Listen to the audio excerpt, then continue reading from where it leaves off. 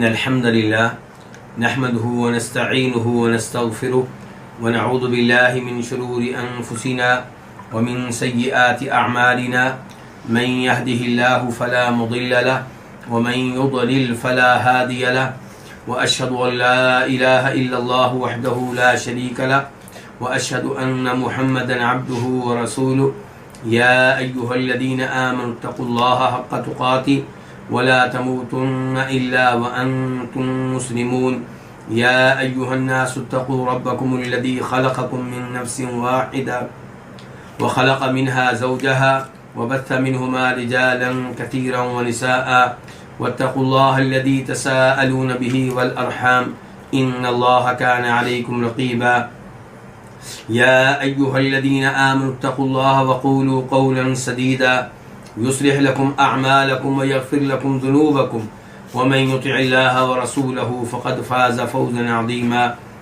अम्मा बअद फ़इन्न ख़ैरल हदीस किताबुल्लाह व ख़ैरल हदयि हदयु मुहम्मदिन सल्लल्लाहु अलैहि वसल्लम व शर्रल उमूरि मुहदसातुहा व कुल्लु मुहदसतिन बिदअह व कुल्लु बिदअतिन ज़लालह व कुल्लु ज़लालतिन फ़िन्नार। क़ाल तआला वला यअबश्शुहदाउ इज़ा मा दुऊ वला तस्अमू अन तक्तुबूहु सगीरन औ कबीरन इला अजली। ये सूरह बकरा की आयत नंबर 283 का दूसरा हिस्सा है।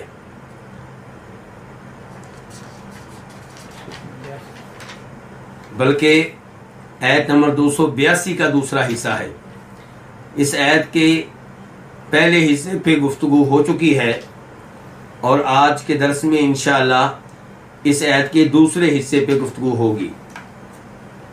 अल्लाह ताला फरमाते हैं वला यअबश्शुहदाउ इज़ा मा दुऊ, और शुहदा यानी कि गवाह, और गवाह इनकार ना करें जब भी उन्हें बुलाया जाए। वला तस्अमू अन तक्तुबूहु, और तुम इसे लिखने में, और तुम इसे लिखने से ना उकताओ।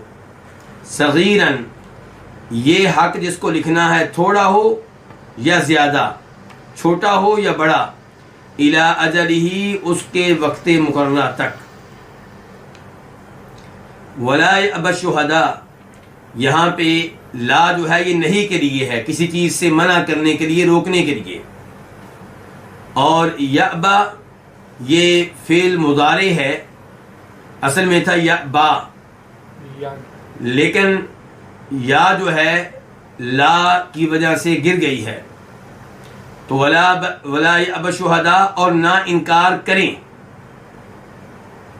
अशुहदा शहीद की जमा है, शहीद कहते हैं गवाह को, अशुहदा कई गवाह।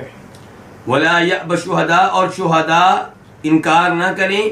इदा का मना होता है जब, मा जायदा है, इनके तरकीब के लिहाज से ज्यादा है, वरना ये ताकीद का फायदा दे रहा है कि इदा मा, जब भी, दुऊ उन्हें बुलाया जाए। दुऊ ये फेल मादी है, जमा के लिए है, लेकिन ये फेल यहाँ पे मालूम नहीं बल्कि मजहूल है, यानी कि इसका फाइल जो है वो मज़कूर नहीं है, बुलाने वाला ये मज़कूर नहीं है। ये कहा जा रहा है कि गवाह इनकार न करें जब भी उन्हें बुलाया जाए। वला तस्अमू, यहां पे भी ला नहीं के लिए है। तस्अमू असल में था तस्अमूना, तस्अमूना तुम उकताते हो, फिर मुदारे है जमा के लिए। तस्अमू तू उकताता है, वला तस्अमू, और तुम ना उकताओ। नून गिर गया है ला की वजह से। किस बात से ना उकताओ? अन तक्तुबूहु, कि तुम उसे लिखो। अल मसरिया है, इसका माना होता है ये कि तक्तुबू, ये असल में था तक्तुबूना, तुम लिखते हो। इसका वाहिद है तक्तुबू, तू लिखता है, तो ये फेल मुदारे है, जमा के लिए है। तक्तुबूना, तुम लिखते हो, लेकिन अन की वजह से नून गिर गया जी। तो अन जो है ये चूंकि मसरिया है, इसलिए बाद में आने वाले फेल मुदारे को मसर के माने में कर देता है। तो अब माना क्या हो जाएगा? वला तस्अमू अन तक्तुबूहु, और तुम इसे लिखने से ना उकताओ। किसे लिखने से? जमीर किधर लौट रही है? हक की तरफ, देन की तरफ। यानी कि जब आपने कर्ज का मामला किया है, जब आपने देन का मामला किया है, तो आप इस चीज को नोट करें, इसको आप लिखें, इसको तहरीरी शक्ल दें। सगीरन वो हक जिसको लिखना है, वो कर्ज जिसको लिखना है, सगीरन वो छोटा हो, वो कबीरन या बड़ा, यानी कि वो थोड़ा हो या ज्यादा हो। इला अजलिही उसके वक्त तक, अजल का माना होता है वक्त, और इला का माना क्या, तक। यानी कि आप ये भी लिखें कि उस हक की मिकदार कितनी है, 1 लाख है, 5 लाख है, 1 करोड़ है, 2 करोड़ है, कितना वो हक है, कितना वो कर्ज है। और ये भी लिखें कि इला अजलिही उसकी अदायगी कब होगी, जिसके जिम्मे कर्ज है वो कर्ज कब अदा करेगा, ये भी नोट किया जाए, इसको भी लिखा जाए। तो अल्लाह रब्बुल इज्जत यहां पे कर्ज के मामले में जो गवाही होगी उस बारे में गुफ्तगू फरमा रहे हैं। तो अल्लाह ताला यहां पे कह रहे हैं कि वो लोग जिनको गवाह बनाया जाए वो गवाह बनने से भी इनकार न करें, और जब उनसे गवाही बाद में मांगी जाए तो गवाही देने से भी इनकार न करें। ये अल्फाज दोनों को शामिल हैं, गवाह बनने के अमल को भी और गवाही देने के अमल को भी। अलबत्ता कुछ उलमाए किराम की ये राय है कि गवाह उसको कहते हैं जो गवाह बन चुका हो। तो इसलिए ये गुफ्तगू हो रही है इस बारे में कि जब गवाह बन जाने के बाद गवाही देने की जरूरत पेश आए तब आप इनकार ना करें। लेकिन पहला कौल जो है वो ज्यादा यानी कि वाज़े है, और कई एक उलमाए किराम ने उसी को इख्तियार किया है कि अगर आपसे मुतालबा किया जा रहा है कि हमारे मामले में गवाह बने, तो गवाह बनने से इनकार नहीं करना चाहिए, इल्ला ये कि आपको कोई नुकसान पहुंच रहा हो। मिसाल के तौर पे आप एक शहर में हैं, मदीना मुनव्वरा में हैं, और गवाह बनने के लिए आपको मक्का बुलाया जा रहा है, और आप समझते हैं कि इससे आपको नुकसान होगा, आपके कारोबार को नुकसान होगा, या आप भी बच्चों को छोड़कर नहीं जाना चाहते, तो ये अलग मामला है। लेकिन जब गवाह बनने में किसी किस्म के नुकसान का खतरा ना हो तो फिर गवाह बनने से इनकार नहीं करना चाहिए। और गवाह बनना जो है ये फर्ज किफाया है। क्या मतलब, 2 आदमी गवाह बनने के लिए तैयार हो गए तो इतना काफी है, बाकी लोग जो हैं उन्हें गुनाह नहीं होगा। लेकिन कोई भी गवाह बनने के लिए तैयार ना हो और कोई उज़र भी ना हो तो फिर ये सब के सब लोग क्या होंगे, गुनहगार होंगे। लेकिन जब बुलाया जाए गवाही देने के लिए, आपने एक मामले में आप मौजूद थे, एक मामला आपके सामने तय हुआ, आपके सामने कर्ज दिया गया, लिया गया, ये चीजें आपने देखी, अब आपसे कहा जा रहा है कि आप गवाही दें, तो अब आप पे वाजिब है कि आप गवाही दें। अब फर्दे किफाया नहीं बल्कि फर्दे आइन है, क्योंकि गवाह बनने वाले कितने हैं, 2 हैं या 3 हैं। तो वो जो 2 हैं उन पे फर्ज हो जाएगा कि गवाही देने के लिए हाजिर हो। अल्लाह ताला फरमाते हैं कि कर्ज को तहरीरी शक्ल भी देनी चाहिए और इस मामले में उकताहट का शिकार नहीं होना चाहिए। कर्ज चाहे थोड़ा हो चाहे ज्यादा हो, उसे नोट किया जाए, उसे लिखा जाए और उसकी मुद्दत भी लिखी जाए कि ये कर्ज कब तक के लिए है, इसकी अदायगी कब होगी, ये चीज भी नोट की जाए। आज अल्लाह रब्बुल इज्जत इरशाद फरमाते हैं, ज़ालिकुम अक़सतु इंदल्लाह व अक़वमु लिश्शहादा व अदना अल्ला तरताबू इल्ला अन तकून तिजारतन हादिरा तुदीरूनहा बैनकुम फलैसा अलैकुम जुनाहुन अल्ला तक्तुबूहा। ज़ालिकुम अक़सतु इंदल्लाह, ये अल्लाह ताला के यहाँ ज्यादा अदल व इंसाफ वाला है और शहादत को, गवाही को ज्यादा दुरुस्त रखने वाला है, और इस बात के ज्यादा करीब है कि तुम शक में ना पड़ो। इल्ला ये कि सौदा ऐसी तिजारत हो जो नकद हो, जिसे तुम आपस में लेते देते हो, तो तुम पे कोई गुनाह नहीं है कि तुम उसे ना लिखो। ज़ालिकुम इसमें इशारा है, ये इशारा किधर लौट रहा है? लिखने की तरफ। गुफ्तगू हो रही थी कि लिखने से ना उगताओ, कर्ज वाले मामले को तहरीरी शक्ल दो। अब अल्लाह ताला फरमा रहे हैं ज़ालिकुम, ये इनकी ये लिखना।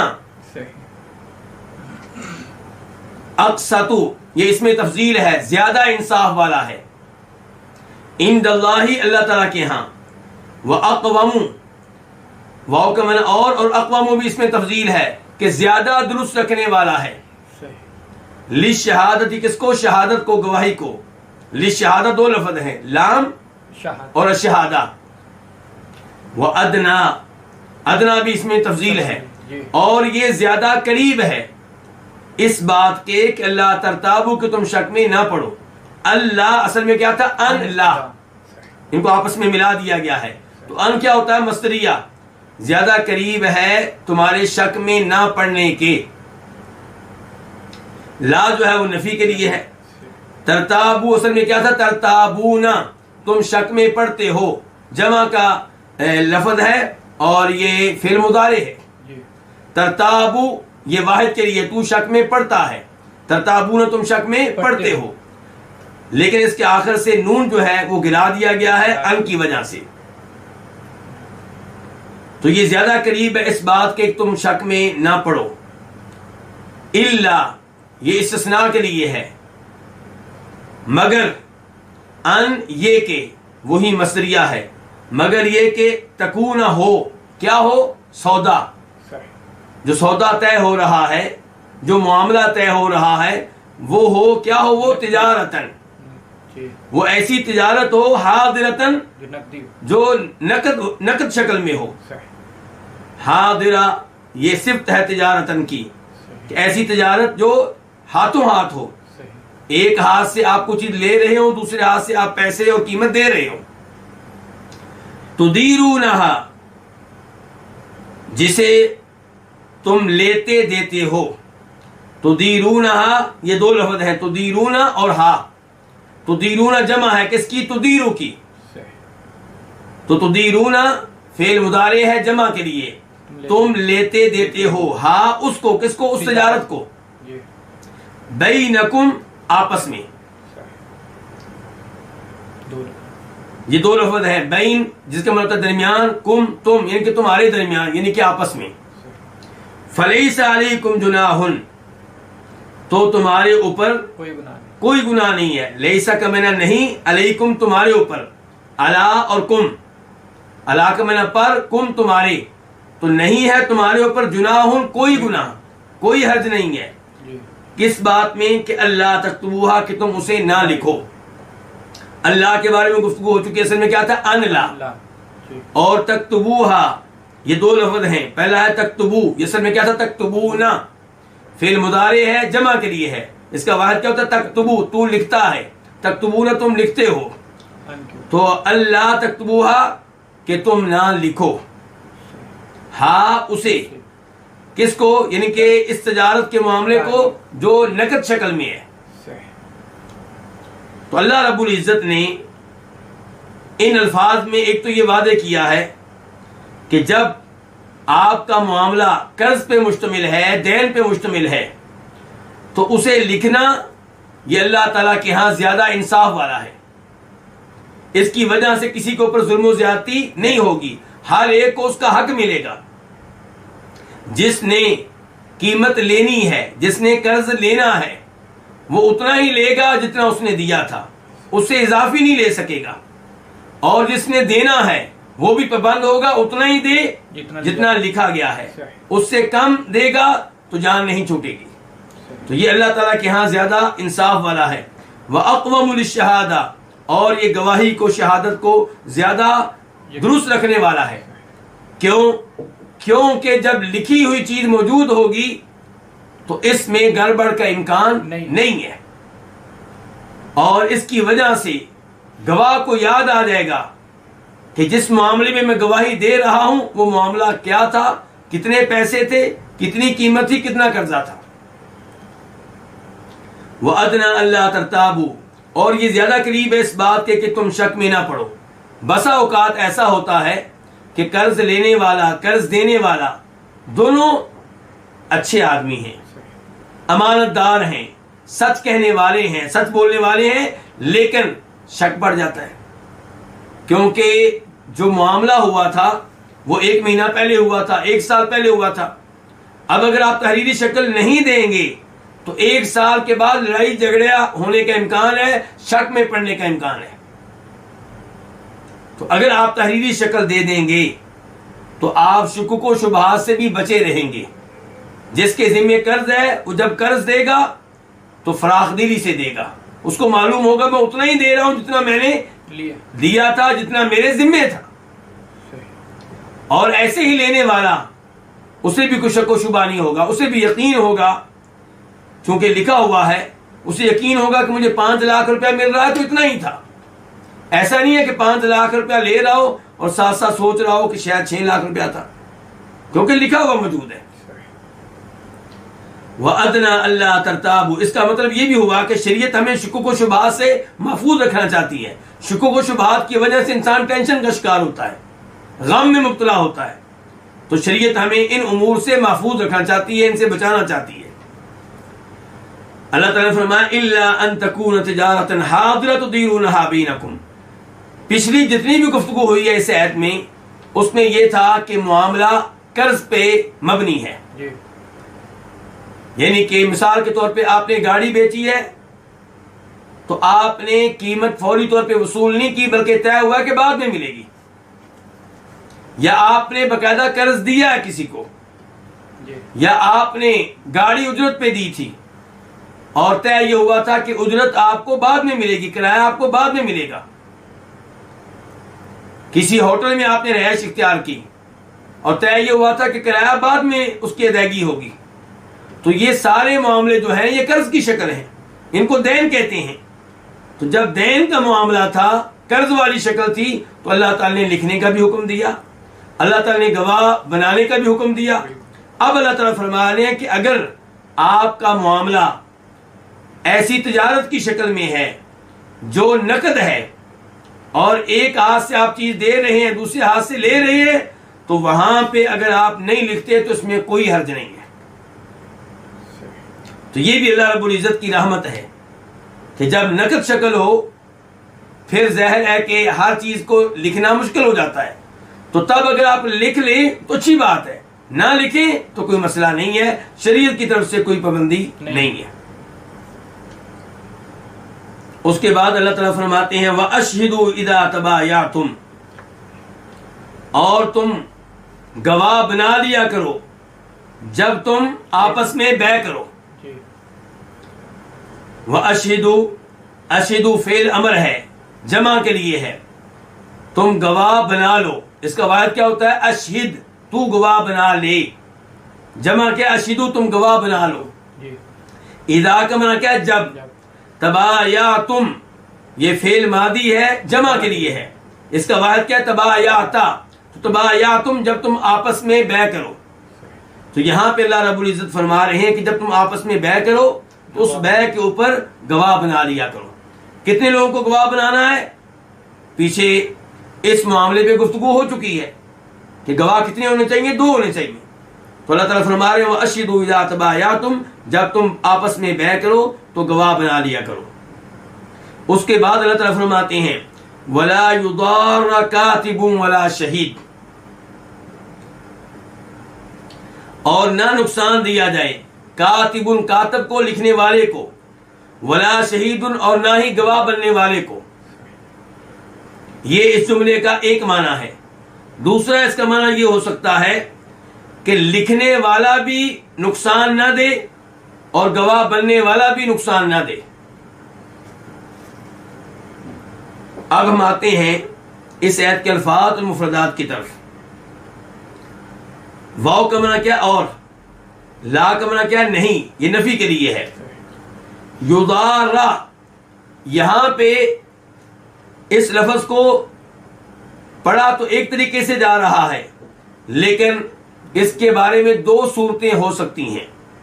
एक ये है कि आप इसको फेल मालूम करार दें और कातब को कहें कि वो इसका फाइल है, तो आप कहेंगे कि युदारा फेल मुदारे और ला नफी के लिए, और ना नुकसान दे कौन, कातिबुल लिखने वाला, वला शहीदुल और ना ही गवाह बनने वाला, ये दोनों नुकसान ना दे किसको, उन लोगों को जिनके माबैन मामला हुआ है। ना लिखने वाला नुकसान दे, ना गवाह बनने वाला। लिखने वाला क्या नुकसान कर सकता है, मिसाल के तौर पे मामला तय हुआ था 5 लाख रुपए के ऊपर, इसने लिख दिया 4.5 लाख रुपया, या इसने लिख दिया 6 लाख रुपया, अब किसी न किसी को नुकसान होगा। ऐसे ही जो वक्त तय हुआ है उसमें अगर इसने गड़बड़ कर दी तो उसके लिहाज से भी नुकसान होगा। ऐसे ही अगर इसको लिखने के लिए बुलाया जाए तो ना आए तो इसमें भी नुकसान है। यही सूरत गवाह बनने वाले की है, उसको गवाह बनने के लिए बुलाया जाए ना आए तो नुकसान है, गवाही देने के लिए बुलाया जाए ना आए तो ये भी नुकसान है, या गवाही दे तो गलत दे, जो देखा था जो सुना था उसकी बजाय कुछ और जिक्र कर रहा है तो इससे भी नुकसान है। नुकसान किन को होगा, उनमें से एक को लेन देन जिन्होंने आपस में मामला किया है। तो अल्लाह ताला कह रहे हैं वला युदार कातिबुन, ना ही नुकसान दे कातिबुल लिखने वाला और ना ही गवाह बनने वाला। दूसरी शक्ल ये है कि आप कहें कि युदारा, ये जो फेल मुदारे है ये मजहूल के लिए है, तो अल्लाह ताला कह रहे हैं वला युदारा, और ना नुकसान दिया जाए किसको, लिखने वाले को, और ना ही गवाह बनने वाले को। यानी कि अल्लाह ताला मुतालबा कर रहे हैं उन दो लोगों से जिन्होंने आपस में कोई मामला किया है, आपस में कोई बैय की है, उनसे कहा जा रहा है कि आपने जिनको गवाह बनाया है और जिससे मामला लिखवा रहे हैं इनको आप नुकसान ना दें, इनको आप तंग ना करें, इनको आप परेशान ना करें। मिसाल के तौर पे गवाह बनने वाले को बहुत दूर बुलाया जा रहा है, अगर वो वहां पे जाएगा तो उसका नुकसान होगा, उसे सफर करना पड़ेगा, उसके बच्चे गैर महफूज हो जाएंगे, कारोबारी लिहाज से उसे नुकसान पहुंचेगा।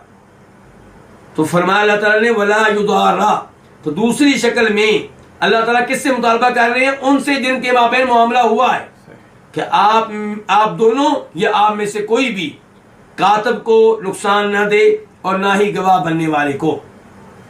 तो इस जुमले को दो तरह पढ़ा जा सकता है और दो इसके तर्जुमे हो सकते हैं, दो तफसीरें हो सकती हैं और दोनों सही हैं। यह भी कुरान करीम का एक मौइज़ा है कि दोनों तरह सही हैं और दोनों का जो माना है उसके मुताबिक अमल भी होगा। मिसाल के तौर पे यहां पे क्या होगा कि ना ही कातब और गवाह बनने वाला ये दोनों नुकसान करे, किन का, उनका जिनके माबैन मामला हुआ है, और ना वो दोनों इनका नुकसान करें। उसके बाद अल्लाह ताला फरमाते हैं व इन तफअलू फइन्नहु फसूकुम बिकुम, और अगर तुम करो, क्या करो, यानी कि नुकसान करो।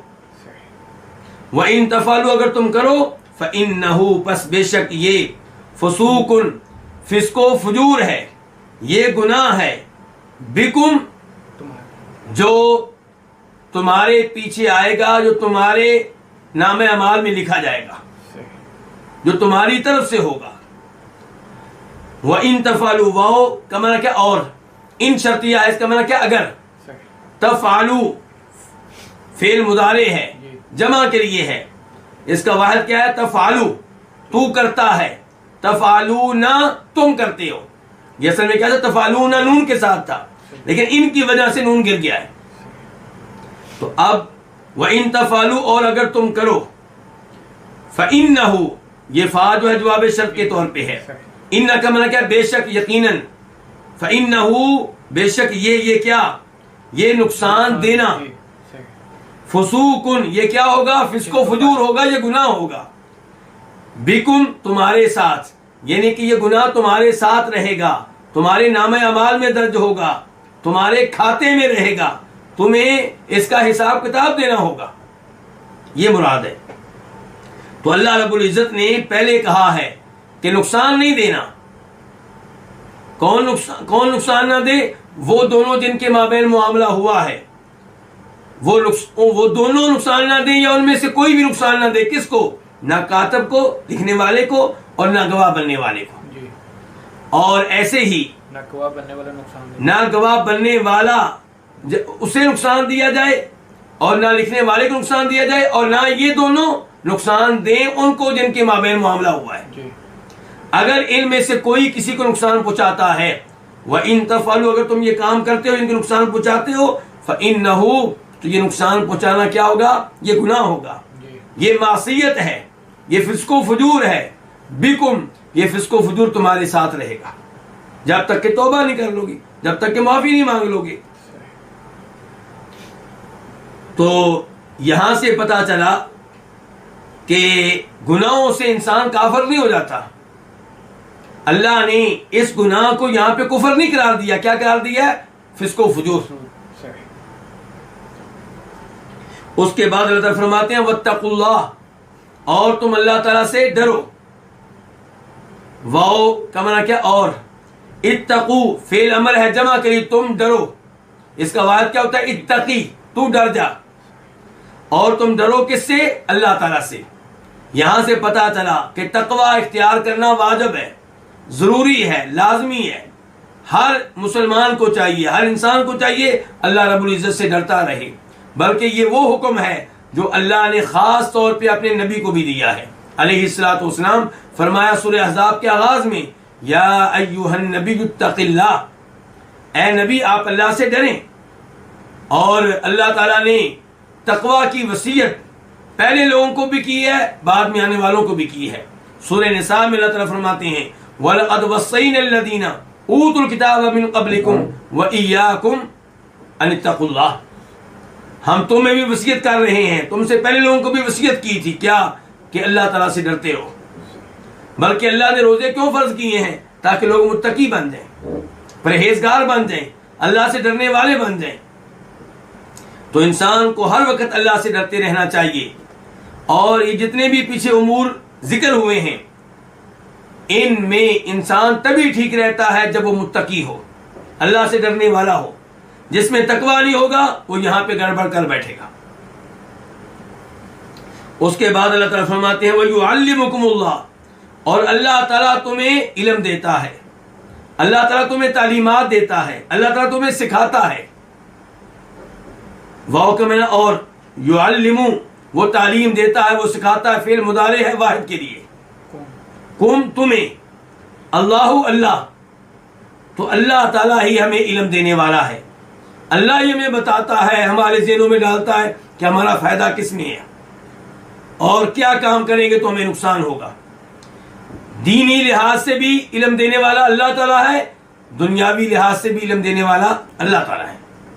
तो इससे पता चला कि इल्म अल्लाह ताला की बहुत बड़ी नेमत है, जिस पे इंसान को अल्लाह का शुक्रगुजार होना चाहिए।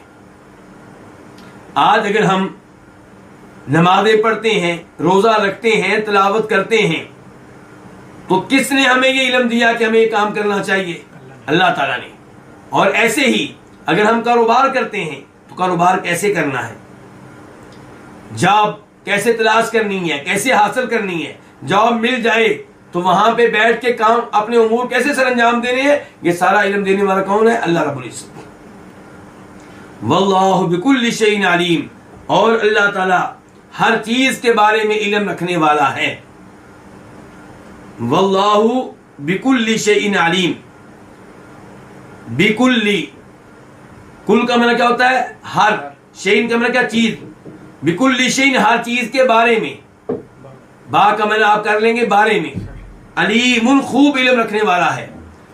जुमले की तरतीब आसान अल्फाज में यूं बनती है, वल्लाहु अलीमुन बिकुल्लि शै, और अल्लाह ताला खूब इल्म रखने वाला हर चीज के बारे में।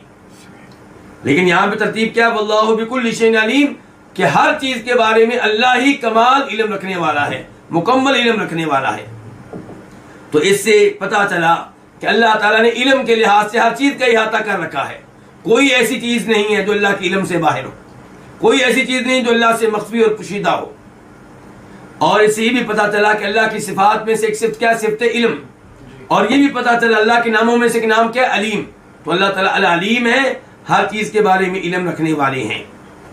उसके बाद आयत नंबर 283, उसमें अल्लाह ताला फरमाते हैं व इन कुंतुम अला सफरिन व लम तजिदू कातिबन फरिहान मक़बूदा,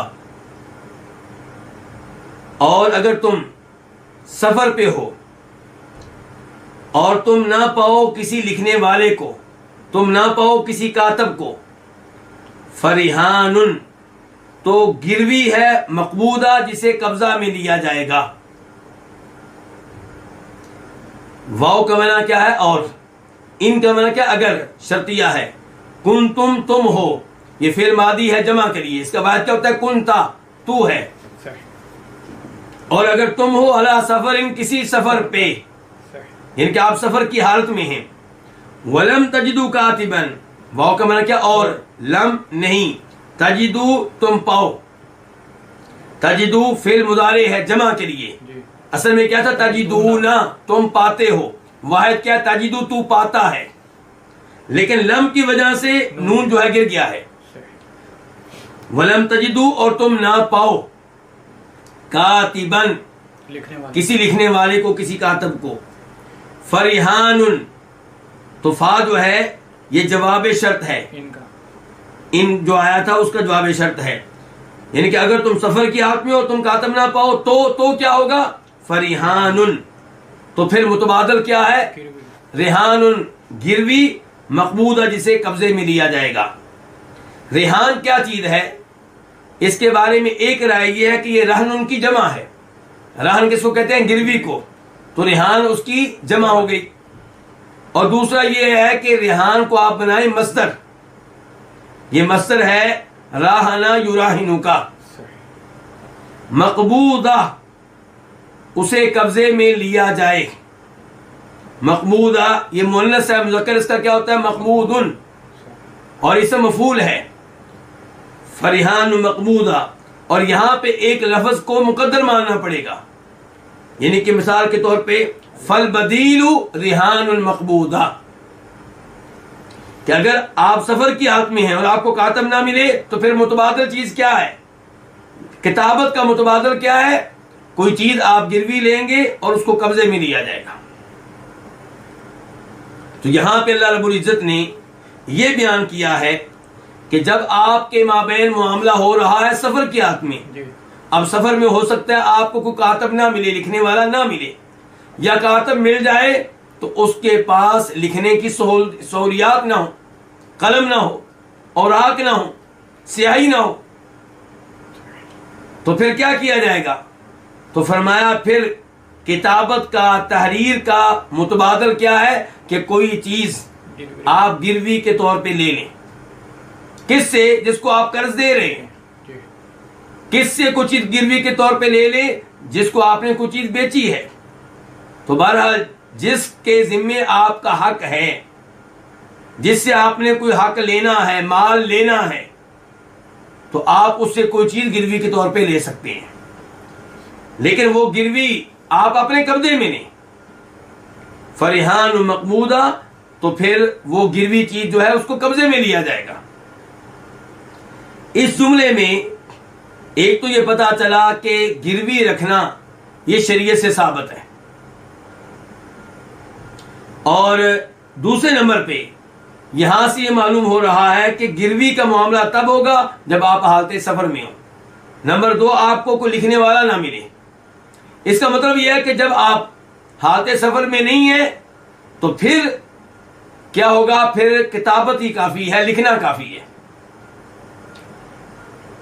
लेकिन सही बात यह है कि सफर में गिरवी रखना इस ऐसे साबित हुआ, और जब आप सफर में ना हो बल्कि हजर में हो, अपने शहर में हो, अपने मोहल्ले में हो, तब भी गिरवी रखना साबित है, लेकिन हदीस के जरिए। इमाम बुखारी रहमहुल्लाह रिवायत करते हैं जनाब अनस बिन मालिक रज़ियल्लाहु तआला अन्हु से कि नबी अलैहिस्सलाम जब फौत हुए तब आपकी ज़िरा बतौर गिरवी उस यहूदी के पास मौजूद थी जिससे आपने जौ का आटा लिया हुआ था। क्योंकि आटा आपने उधार पे लिया था, उसकी कीमत आपने अदा नहीं की थी, तो आपने उसे सिक्योरिटी के तौर पे, जमानत के तौर पे, गिरवी के तौर पे अपनी ज़िरा दे रखी थी कि जब मैं कीमत अदा कर दूंगा तो अपनी ज़िरा वापस ले लूंगा।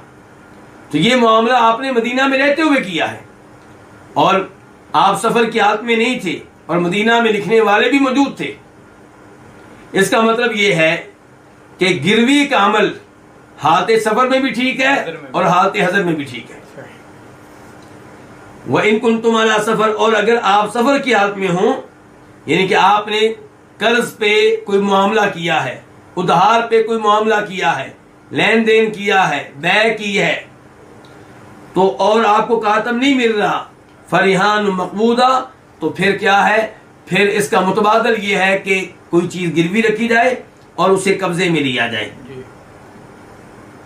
फ़इन अमिन बादुकुम बादा फलयुअद्दिल्लज़ी तुमिन अमानतहु वलित्तक़िल्लाह रब्बह, बस अगर तुम में से कोई किसी पे एतबार करे, बस चाहिए कि अदा करे उसकी अमानत वो शख्स जिसको अमीन समझा गया है, जिस पे एतबार किया गया है। वलित्तक़िल्लाह रब्बह, और चाहिए कि वो अल्लाह से डरे जो उसका रब है। फ़इन अमीना, इन शर्तिया है, अगर अमीना एतबार करे, बादुकुम तुम में से कोई, बाज का मैना कोई, कुछ, कुम तुम में से कोई, बादन किसी पे, फल युअद्दी, ये फल युअद्दी जो है ये इनका क्या है, जवाब है, इनके फा जो है इनके जवाब में आई है। तो ली युअद्दी, लाम क्या है, लाम अमर, चाहिए कि, वाजिब है, लाजमी है। युअद्दी ये फेल मुजारे है वाहिद के लिए, वो अदा करे। असल में क्या था, युअद्दी, आखिर में दाल के बाद या भी थी, लेकिन या गिर गई है किसकी वजह से, लाम अमर की वजह से। फल युअद्दी, पर चाहिए कि अदा करे, अल्लदी वो शख्स, इसम मौसूल है, उतुमीना जिस पे एतबार किया गया, जिसे अमीन समझा गया, अमानतदार समझा गया। उतुमीना फिल मादी है मजहूल के लिए और वाहिद के लिए है। अमानतहु उसकी अमानत, किसकी अमानत, जिसने एतबार किया है। वलियत्तक़िल्लाह रब्बह, वाव का मना क्या, और लाम जो है लाम अमर है, और चाहिए कि, वाजिब है। यत्तकी असल में था यत्तकी, फिर मुदारे, वो डरता है, वो तकवा इख्तियार करता है। अब जब हुआ ली यत्तकी, तो अब एक तो या गिर गई काफ के आखिर से, और माना क्या हो गया, वाजिब है कि डरे, वाजिब है कि तकवा इख्तियार करे। कौन, वो जिस पे एतबार किया गया है, तो अल्लाह का तकवा इख्तियार करे, अल्लाह से डरे। रब्बहू, जो इसका क्या है, रब है, रब इसे पैदा करने वाला, इसका मालिक, इसके उमूर की तदबीर करने वाला। अब हम आते हैं इसकी तफसीर की तरफ। तो यहां पे अल्लाह ताला ये बयान कर रहे हैं कि ये जो हमने कहा है कि कातब ना मिले तो आप कोई चीज सिक्योरिटी के तौर पे रख लें। कौन रख ले, जिसने कर्ज दिया है, सिक्योरिटी के तौर पे किससे ले, जिसने कर्ज लिया है। लेकिन अल्लाह ताला कहते हैं अगर आपको उस पर एतबार है, आपको उसके ऊपर यकीन है कि गड़बड़ नहीं करेगा, टाल मटोल से काम नहीं लेगा, तो फिर गिरवी के तौर पे भी आप कर्ज का मामला आपस में तय कर सकते हैं, इसमें कोई हर्ज नहीं है। तो इससे पता चला इस जुमले से कि गिरवी के तौर पे कोई चीज गिरवी के तौर पे रखना यह वाजिब और लाजमी नहीं है। और गिरवी किसका मुतबादल थी, तहरीर का। इसका मतलब यह है कि कर्ज के मामले को तहरीरी शक्ल देना भी वाजिब नहीं है। अल्लाह ने पिछली आयत में आर्डर दिया था कि लिखो, अल्लाह ने तरगीब दी और उसके बारे में काफी सारे अहकामात भी अल्लाह ताला ने दिए, लेकिन क्या तहरीरी शक्ल देना उस मामले को जो कर्ज पे मुश्तमिल है वाजिब है, इसमें उलमाए किराम की दो राय हैं। तो इन अल्फाज की वजह से उलमाए किराम ने, जमहूर उलमाए किराम ने यह राय इख्तियार की है कि कर्ज के मामले को, कर्ज की बै को तहरीरी शक्ल देना अफजल है, बेहतर है, लेकिन वाजिब और लाजमी नहीं है। तो फरमाया फ़इन अमीन बादुकुम बादा, अगर तुम में से कोई इतबार करे, इतबार करने वाला कौन होगा? जिसने कर्ज दिया है। जी बिल्कुल। अगर तुम में से कोई किसी पे एतबार करे, किस पे एतबार करे? जिसको कर्ज दिया है। जी। फल युअद्दी लदी तुमिन, बस चाहिए कि अदा करे वो शख्स जिस पे एतबार किया गया है, जिसको अमानतदार समझा गया है। वो कौन है? कर्ज लेने वाला। जी। वो अदा करे अमानत हो, उसकी अमानत। किसकी अमानत? कर्ज देने वाले। जिसने कर्ज दिया है। तो अमानत क्या है उसकी? उसका कर्ज, उसका माल। बिल्कुल। वलियत्तकिल्लाह रब्बा, और इस मामले में अल्लाह से डरे ना, यानी कि इनकार करे। ऐसा ना हो कि मुकर जाए, कहे जी मैंने तो कर्ज लिया ही नहीं, मैं तो कर्ज देना ही नहीं, तो ये भी तकवा के खिलाफ है। और अगर कहे नहीं जी मैंने 5 लाख नहीं देना बल्कि 4 लाख देना है, तो ये भी तकवा के खिलाफ है। और अगर कहे देना 5 लाख ही है लेकिन फिलहाल नहीं दे सकता, तनख्वाह रहा है, टाल मटोल से काम ले रहा है, तो ये भी तकवा के खिलाफ है। तो अल्लाह ताला कह रहे हैं कि उसकी अमानत उसे वापस करे, नेकी का बदला नेकी से दे, और इस मामले में अल्लाह से डरता रहे जो इसका रब है। इसमें वार्निंग है कि अपने रब से डरो जो तुम्हें पैदा करने वाला है, अपने रब से डरो जो तुम्हारे मामलात को चलाने वाला है। तुम्हारा पूरा सिस्टम उसके हाथ में है। अगर तुम गड़बड़ करोगे तो अल्लाह तुम्हें पकड़ सकता है, अल्लाह तुम्हारा मुआवजा कर सकता है, तुम्हें इसकी सजा दुनिया में भी मिल सकती है और मुमकिन है कि आखिरत में मिले। वला तक तुम शहादा, और तुम शहादत ना छुपाओ। वाओ का मना क्या? और ला नहीं के लिए है, ना मना करने के लिए, रोकने के लिए है। तक तुमू, ये असल में क्या था? तक तुमूना, तक तुमूना तुम छुपाते हो। फिर मुदारे जमा करिए, वाहिद क्या? तक तुमू तू छुपाता है। अब जब ला आ गया तो अब मैंने क्या हो गया? ना छुपाओ, क्योंकि ला रोकने के लिए, मना करने के लिए, और ला की वजह से तक तुमूना के आखिर से नून भी गिर गया। तो ला तक तुमू, और तुम ना छुपाओ, अशहादा गवाही को। तो यहां पे अल्लाह ताला कह रहे हैं कि जो गवाह हैं वो गवाही ना छुपाएं, और जो गवाही बनती है वो गवाही दें। उसके बाद फरमाया वमन यक्तुमहा, और जो इसे छुपाए, किसको? गवाही को, फइन्नहु आथिमुन क़ल्बु, तो बेशक उसका दिल जो है वो गुनहगार होगा। मन का मना क्या है? जो। मन इसम मौसूल है और साथ साथ शर्त का मना भी अदा कर रहा है। यक्तुम, ये क्या है? फेल मुदारे वाहिद के लिए। असल में क्या था? यक्तुमु, वो छुपाता है, लेकिन मन की वजह से मीम पे जो जम्मा है वो जाता रहा, उसकी जगह पे जज्म आ गई। किसकी वजह से? मन की वजह से। तो मई यक्तुमु, पहले था मई यक्तुमु, और जो छुपाता है। अब मन आ गया, और जो छुपाए। हाँ, इसको किसको? शहादत को, गवाही को। फा जो है ये मन के जवाब में है। तो बेशक, इन्ना का मना क्या है? बेशक, यकीनन। फइन्नहु, तो बेशक, आतिमुन क़ल्बुहु, उसका दिल जो है वो क्या होगा? गुनहगार होगा। आतिमुन इसम फाइल है, गुनाह वाला होगा, गुनाह वाला होगा, गुनहगार होगा। क़ल्बुहु, उसका दिल। इसका क्या मतलब है? इसका मतलब यह है कि जब आप गवाही छुपाएंगे तो गवाही छुपाना किसका अमल है? दिल का अमल है। तो आपका दिल गुनहगार होगा। तो जब दिल गुनहगार हो जाएगा तो दिल वो टुकड़ा है जिसके बारे में फरमाते हैं नबी अलैहिस्सलाम कि तुम्हारे जिस्म में एक टुकड़ा है, जब वो खराब हो जाए पूरा जिस्म खराब हो जाएगा, जब वो ठीक रहे पूरा जिस्म ठीक रहेगा। और आपने कहा था वो क्या है? वो दिल है। तो यहां पे अल्लाह ताला कहते हैं कि जो गवाही को छुपाएगा तो उसका दिल गुनहगार होगा, इनका दिल ही खराब हो जाएगा उसका।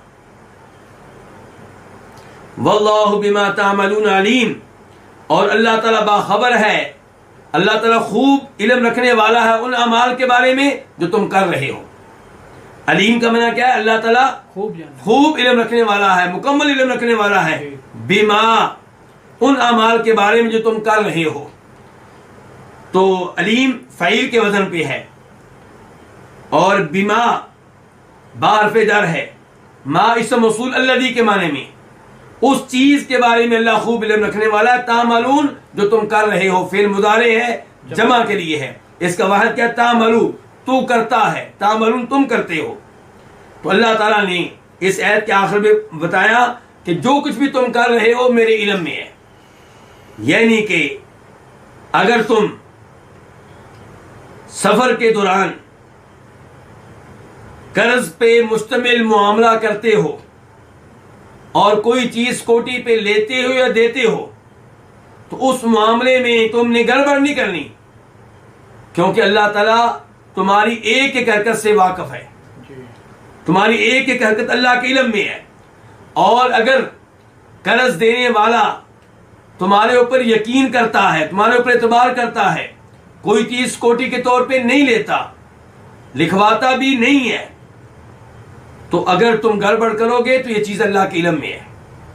टाल मटोल से काम लोगे तो अल्लाह के इल्म में है। उसे तंग करोगे ये चीज अल्लाह के इल्म में है। और ऐसे ही गवाहों से कहा जा रहा गवाही छुपाओगे, गवाही नहीं दोगे तो ये चीज अल्लाह के इल्म में है। और अगर तुम गवाही देते हो, मुश्किलात आती हैं, मुश्किलात बर्दाश्त करते हो और गवाही देते हो तो ये चीज भी अल्लाह के इल्म में है, अजर व सवाब जाया नहीं होगा। तो ये जुमला जो है वारनन की हैसियत भी रखता है और इसमें हौसला और तसल्ली भी है उनके लिए जो हक और सच गवाही दें, और ये जुमला इसमें तसल्ली है उनके लिए भी जो किसी के से कर्जा लें तो अमानतदारी से वापस कर दें, अल्लाह इसमें उनको अजर व सवाब देगा। अल्लाह रब्बुल इज्जत से दुआ है कि अल्लाह ताला हमें सही मानों में कुरान और हदीस समझने की तौफीक इनायत फरमाए और कुरान और हदीस पे अमल करने की तौफीक इनायत फरमाए।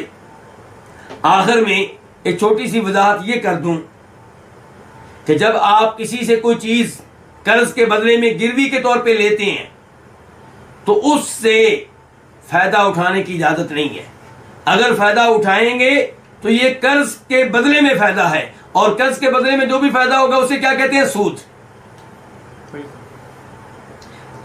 लेकिन यह अहादीस से साबित है कि अगर आप गिरवी के तौर पे कुछ जानवर लेते हैं, अब ज़ाहिर है जानवर को जरूरत है चारे की, तो आप चारा डालेंगे, चारा डालने के इवज में आपको उसका दूध पीने की इजाजत है। अगर गिरवी के तौर पे आप लेते हैं घोड़ा, तो चूंकि उसे आप चारा डालते हैं तो चारा डालने के इवज उस पर सवारी करने की आपको इजाजत है। लेकिन अगर आपने गिरवी के तौर पे मकान लिया है तो यहां पे आपको फायदा उठाने की इजाजत नहीं है। अगर आप फायदा उठाएंगे तो सूद होगा। अलबत्ता ये शक्ल जायज है कि उस मकान का जो मार्केट में किराया बनता है वो उस किराए के इवज में आप उसमें रिहाइश इख्तियार कर सकते हैं। मार्केट में वैसे मकान का किराया बनता है मिसाल के तौर पे 20,000 रुपया, तो आप 20,000 रुपए के इवज में रिहाइश इख्तियार करें और 20,000 रुपए उसको दें जो उसका क्या है? मालिक है। और ये किराए पे तब आप रहेंगे अगर वो इसके ऊपर राजी हो। अगर वो चाहता है कि आप गिरवी के तौर पे अपने पास रखें लेकिन किराए के तौर पे आप इसमें रिहाइश इख्तियार ना करें तो फिर आप रिहाइश इख्तियार ना करें। अगर आप करते हैं तो उसका किराया अदा करें और इस अंदाज से आप उसको किराए पे किसी और को भी दे सकते हैं। तो बहरहाल जो चीज आपने गिरवी के तौर पे रखी है उससे आपको फायदा उठाने की इजाजत नहीं है। जिस सूरत में फायदा उठाने की इजाजत है उसका मैंने तज़किरा कर दिया है। अल्लाह ताला हमें सूद से महफूज रखे और हलाल रिज़्क़ हलाल खाने की तौफीक दे, रिज़्क़ हलाल कमाने की तौफीक दे। अल्लाह हमारी रोजी में बरकतें डाले, हमारे इल्म में बरकतें डाले, हमारी औलाद में बरकतें डाले। अल्लाह ताला हर तरह की मुश्किलात से महफूज रखे। व आखिर दावाना अल्हम्दुलिल्लाहि रब्बिल आलमीन।